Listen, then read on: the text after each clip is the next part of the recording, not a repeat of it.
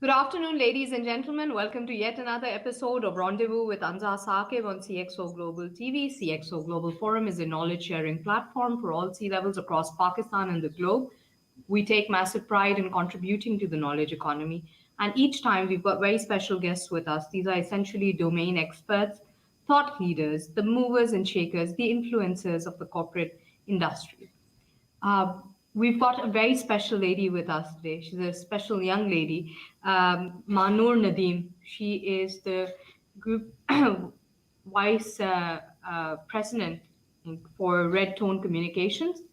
And Mahnoor, really good to have you here. Thank you for joining us. Thanks so much for having me, Anza. Yeah, lovely. So Manu, I went through your CV and your LinkedIn profile, and wow, it's stellar, right? But what I'm more interested in knowing is how did you end up here? Like, where did you go to school? Where did you grow up? What courses did you study? How did your journey transpire? How did you end up where you are at? Yeah, so I grew up in Karachi all my life. I went to the Convent of Jesus and Mary for my O levels. So I was there for Mm-hmm. about 30 years of my primary schooling, and then I went to Lyceum for my A levels. Had two Mm-hmm. wonderful years there. Really learned a lot about I kind of learned about how to progress to the next stage of what I wanted to do. So my idea was always at that stage since I was about 14, 15 that I wanted to go into law. So, I worked towards that. I got a lot of opportunities with my schooling in Karachi, whether it was at the convent or whether at Lyceum, to really take on initiatives, whether it was debating, whether it was anything to really get hands-on experience towards law. So I did kind of, work towards that path, and that's where I went for my higher education. Yeah. So how did you end up at Redtone Communications? So obviously, we know that you're a barrister, Yeah. and that is very different from what you're doing in the LDI business. So, how did you end up here?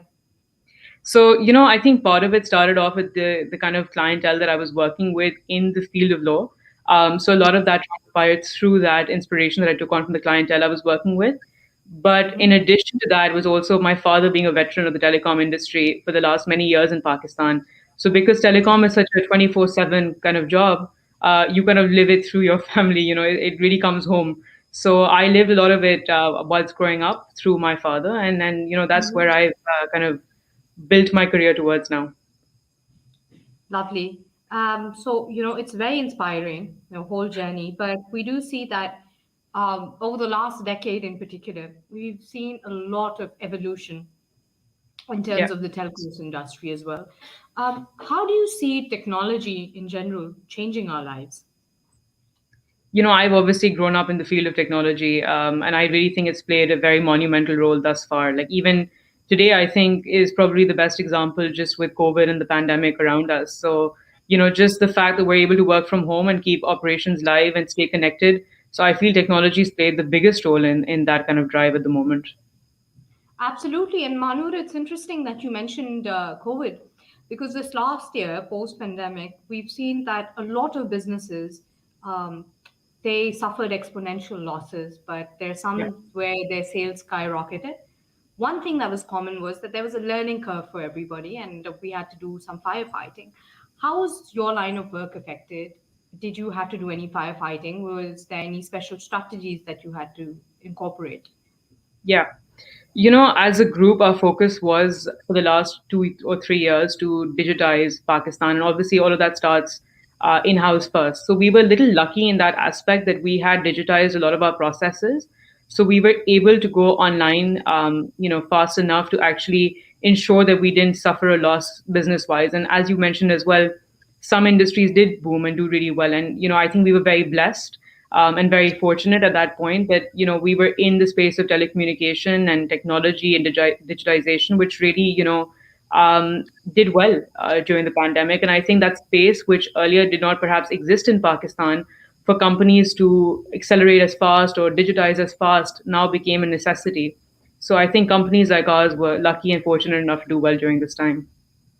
Absolutely, Manur. But when we talk about digitization, a lot of times when we talk to like some startups and like the SME sector, Yeah. when you talk to them about digitization, one of their concerns is that look, when you're incorporating softwares or solutions like the SAP or ERPs or even cloud solutions, they're expensive. They're not, very easy or affordable, especially for SMEs or startups. Yeah. So for them, what do you think is the way out? And is there any sector that can still do without not being digitized? I think nowadays the drive is towards digitization, and so many new companies, even startups themselves, have come up with software and technology that have made it so much more affordable for even smaller Mhm. entities to now go online and go digital, that it's become something more about a habit as opposed to something which would be difficult to do because of costs being incurred. We're a cloud service provider ourselves as well in Pakistan, and we were doing this internationally. This is not something we had brought into the country just because we didn't feel the market was as ready for it. But given the pandemic and everything that has ensued ever since, I think now that space exists, and there are very cost-effective solutions because we've moved to a SaaS-based model. So you're not incurring a very high capex. Yeah. You're not incurring very high costs with hardware. You're moving to the cloud. So it's an affordable monthly recurring cost, which I think a lot of companies can now take on. And you'll see the exponential growth that brings on then. Absolutely, and I agree. But Manu, one of the ways we can tackle this narrative is by educating people that this isn't necessarily a cost but an investment. Yeah. Um, so when you talk about cloud computing, right, and especially in terms of Pakistan, a lot of businesses are still reluctant on going to cloud because that means that there could be data and security breaches, especially with financials of companies being out there and so on and so forth. Since you are in the business of providing such services, could you please tell us what kind of security enforcements are in place, or is it Yeah. okay for businessmen to be afraid? Yeah, yeah. Look, I think we can take this biggest of examples, right? Like, let's start off with something as simple as what Google does as well, right? So, a lot of your, let's say, Google Docs, spreadsheets, etc., that's all on the cloud, and very, like, important data around the world is hosted on that, and it's been secure and safe for many years now. So, I think it's more apprehension at the moment, but a lot of CIOs and CTOs across many organizations, be it Pakistan or even abroad, have realized that this is, a sort of myth that has existed. Data breaches and security threats are prevalent across many platforms. But what you try and do is try to secure yourself. And I've seen that drive now personally in Pakistan, with us as well as an example as an organization. Perhaps a few years ago, this wasn't taken as seriously. But now, I mean, there are many things you can put in place. There are firewalls. There's other technologies that can be brought on in place. Through us as well, we offer SaaS-based models for a lot of protection tools, whether it's endpoint security, whether it's even just a firewall. So again, it's not that heavy capex investment anymore. But even with a cloud provider, you can quite easily, secure yourself by going for value-added services of security. Right, absolutely. So one of the other points that comes to mind is the fact that with a lot of digitization, there is a lot of data that needs to, like earlier in a polarized market like Pakistan, we were so used to brick and mortar system. We still, I know so many big companies that are still using bookkeeping, manual bookkeeping, Yeah. or traditional methodologies. Now we have all this data and that needs to be put on cloud as well, right? How can data be of essence? How can it impact growth for the economy or for the business when you're talking about a minute level?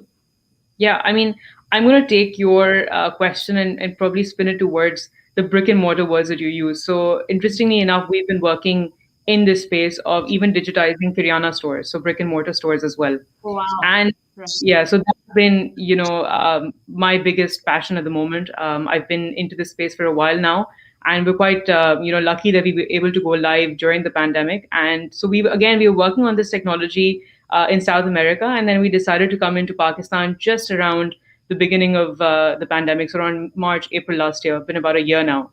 So what we did was we built a proprietary hardware and a software for these Kiryana stores, which are deployed at the merchant end, and then the data that is produced from there is of enormous value. And you'd be surprised to see that we don't have real time data available in Pakistan, in the sense that manufacturers and distributors are sort of unaware of what's happening as of now. So, for example, if they want to check right now what where their stock is, how much it's moving, where it's going, they can't do that. They'll get reports probably at the end of the month, after the end of the quarter, but we're able to give them that data, and access to it in real time. And what that then allows is huge. So I think data plays a huge role, but what you do with that data is what's important to see, growth. Yeah, because I've heard, I mean, in fact, I was reading in the Harvard Business Review that data is the new gold, it's the new oil, it's going to be the most precious commodity in the future. Um, Also, do you think, like, in terms of when we speak about digitizing a lot of these smaller stores or brick and mortar systems, um, we also have startups, and not all startups in Pakistan are based on an IT-based solution, right? That's just a buzzword that people like throwing around, but I'm sure there are other ideas as well. How do you see the startup ecosystem in Pakistan? Is it conducive? I mean, I think the startup ecosystem has been brilliant in Pakistan. If we were having this conversation about 8 to 10 years ago, I wouldn't be saying, that it's going to do as well as it has. So I think it's pleasantly surprised all of us. They all started off as very small entities, and now they've boomed and transformed into something much larger. I mean, some of them have taken over large corporates as well within the country. And I think the role they're playing is massive because they pick up their niche, right? They pick up an area of the market which perhaps was untapped or wasn't as well looked after. And they capture that market in such a wonderful way and take it to the next level that I think the country in itself and the economy is really doing well because of these startups in the country. Right, absolutely. The Prime Minister recently announced Special Technology Zones Authority, and with the chairman Amir Hashmi. Do you think such an authority is going to create that more conducive environment for new businesses, especially in the tech sector, telecommunications, to set up? Yeah, I couldn't agree more. I think it's been amazing to see the kind of movement by whether it's our regulatory bodies, whether it's the government directly, in terms of what all they're doing for this space, right? Like, I mean, there's obviously STZA, which is going to be really good to create the environment needed and to be the backbone for a lot of innovation that will take place. Then there's entities like, MOIT, who've been working here for a long time. There's PTA. Telecom was recently announced as an industry, which has been phenomenal to see that there will be policies now addressing the needs of such, industries as well. And then you have things like a right-of-way policy coming about, making it easier for companies like ourselves as well to invest into infrastructure and lay it across the country. And then you also have PSEB, who's doing wonderful work as well. So there's a lot happening, and I think it's also attracting a lot of the foreign players to come into the country, which is always great to see. So it's interesting that you mentioned, issues of the telecom industry, right? So what are the industry issues for the telecom sector? What are the You know, I pain points, the areas of concern? this industry's obviously been around for a long time, and a lot of the Mhm. players, including Redtone, have been in the industry since 2004, and they've been here a few decades now. But I feel like it's such a vast market that it's not going to be covered by one or two players. There needs to be more room for others to come in and more sort of more help in terms of growth that can be achieved, right? So I think one of the biggest pain points was right away, which thankfully has been addressed, and that was something that I brought up as of now as well, is because if you're not given the kind of space to lay your infrastructure, or if it's made difficult, it's very you would want to invest in the country, but there's so many challenges that come in the way. So I think a lot of the regulators are now sitting down and are kind of solving older problems, but at the same time it's important to foresee what the challenges ahead will be. Because if you're talking about digitizing Pakistan, which could be a buzzword or could be a reality, you have to realize that there needs to be an infrastructure to follow. So I think telecom operators then play a very crucial role, and our challenges just include getting the kind of support from let's say the regulatory level. And now that that's started, and a lot of new policies are in motion, and that it's being recognized as an industry, I'm hoping that to see some very positive changes in the near future. Absolutely. Manur, it's also worthy to mention that a lot of young people in Pakistan, for quite some time now, have been very encouraged to leave the country, right? Because they keep saying that there are better opportunities. Let's say, for example, talking about the IT sector, right? So if there's somebody that has a degree in computing or computer sciences, their aim is the Silicon Valley. How can we stop this brain drain happening? Is there any change that we need to make to the education system?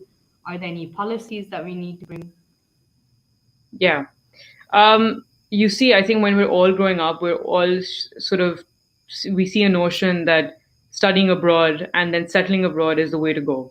I think all of us have some at some point in our lives, thought about it. I myself, I went abroad for my higher education and I did start practicing there, and I did think that I was going to settle there, but the attraction is coming in, be it the micro level at schools, for example. They're doing a lot of certifications. They're allowing for a lot of companies to now come and talk to their students, especially local companies, to show them what all can be done within the country. But then again, there's also a lot of movement with startups, right? Like, I think startups have been such a big pull into the country that investment, as you've seen, has risen many folds within Pakistan. And Absolutely. I think because of that, young people are seeing that we have a bigger market space in Pakistan as opposed to, anywhere abroad. Because this is, if it's your home country, obviously you understand it inside out way more than you would any other country. Even if you spend 3 4 years there, it's not going to be the same. So the opportunities that exist in Pakistan are huge. I think we weren't giving the kind of space for young people and for the youth to come in to kind of play their part. But as you yourself have mentioned as well, with introductions of entities like SDZA and initiatives such as those, there's space now, and I think everyone sees it. And people like, I mean, I've come running back into the country for the very same reason. Absolutely, and it's quite inspiring that you've had this pragmatic and positive approach towards Pakistan, and inshallah, you're going to be one of the architects of the future. When we talk about smaller businesses and startups in particular, I've seen that lately they're very reluctant on collaborating, right? So even if they've got issues with raising the initial capital, with there's still that element of maybe a sense of pride that okay, I'm going to raise my own seed funding or whatever, and then they think that they're not very focused on collaboration. How important do you think collaborations and partnerships are for growth in business, especially for small scale businesses or startups? I think collaboration is the key across any business vertical. I mean, it could be as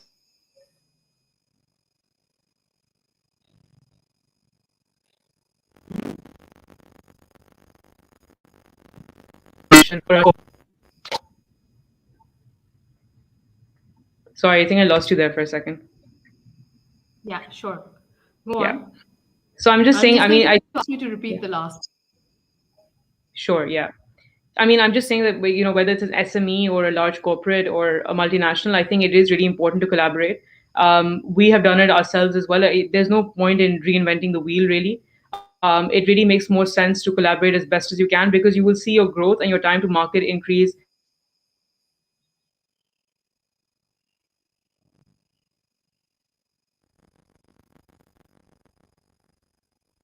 And you'll see that you'll be able to scale up your business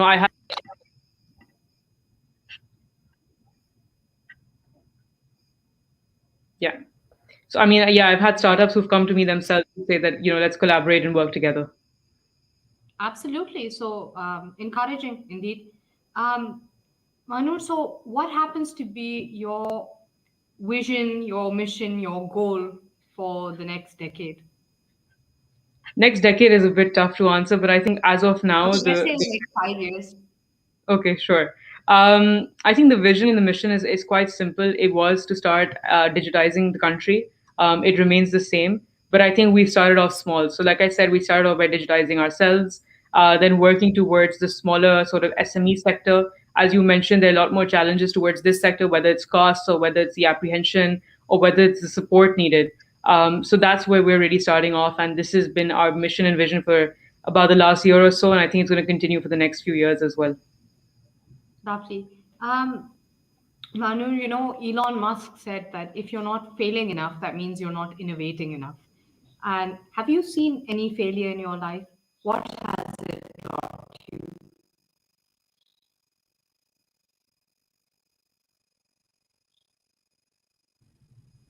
Hear me? I can hear you. I heard a little bit of the Elon Musk statement. Yeah. So I was just going to say that Elon Musk said that if you're not failing enough, that means you're not innovating enough. Have you Mhm. seen any failures and what have they taught you? Yeah, of course. I mean, do you mean personally or do you mean professionally? Personally, professionally. Yeah, I mean, of course, there are a lot of things that you try and they don't work out as you'd anticipated, or they don't work out just as fast. But I don't think I would call it something as concrete as a complete failure. I think every sort of step has been a learning curve, whether it's in my own personal journey or my professional journey as well. So of course we've seen failures, and we've seen it with our own products, right? Like we build a new feature and we think this is going to be it. Like this is what our Uh-huh. customers love, and you see no interest towards it, but that's fine. You pick up a piece of that puzzle and you take it and you work on another product, and maybe that in itself does really well. So we've had that with Red Retail, which is our digitizing Kirana stores initiative, and we thought, oh, merchants will love this, and you go to a merchant, they say, no, we didn't need this. So that happens, but it's part and parcel of it. Absolutely. Any favorite quotes, any inspirations? I read quite a bit, so I come across a new favorite quote every few days. But Uh-huh. recently, it wasn't something I read; it was something I was watching. And again, going back to Elon Musk, it was just it was an interview, and it was a very candid one where he was, I think, simply asked, and I hope I'm not misquoting this, but something along the lines that if you were to give some advice or encouragement to a new entrepreneur, what would that encouragement be? And it was a very simple reply and a one liner, but it resonated really deeply. And he said, if you need the encouragement, don't become an entrepreneur. So I think that's what I've enjoyed the most recently. Yeah, that hits close to home indeed, and Yeah. it's interesting because I was actually reading something similar today, and that goes along the line. So, when the creator of Lamborghini was asked, you know, why don't you guys advertise? Why don't you do commercials? And he said, we don't do commercials because our target audience isn't sitting around watching TV. So that hit a lot of people close to home. So you have to focus on who your audience is, what is the Yeah, impact that you want to create, and who essentially you are as a person. Manur, exactly. unfortunately, we've come to the end of the interview. It's been enlightening, and we're very proud of you and your journey. On an end note, I'd like to ask you, what do you think is the significance of forums like CXO Global? I think they're absolutely brilliant. I've been seeing the work online, and I didn't really understand the magnitude of forums such as these until I was in touch with Kaval and all the work that he, along with the team, have been doing. And then when I sort of joined the groups and I saw the discussions that take place, it's been brilliant. It's been an eye opener. It's been amazing to collaborate. I've already built synergies through these platforms, and I think they're doing amazing work in the country. That's amazing. And hats off to you and best of luck. Manur, Thank thank you so you. much for joining us. We look forward to having you on one of our other panel discussions, probably the Global Thought Space. We'll be in touch and keep contributing to the knowledge economy. And Thank thank you you so so much. much for your time. Thank you. Thanks. Bye. Ladies and gentlemen, thank you so much for watching. If you want to learn more about Manur, you can find her on LinkedIn. If you want to learn more about us, that's www.cxoforum.global. Keep us updated with your feedback and your comments. They're deeply appreciated. Up until next time, thank you so much. Here's me signing off.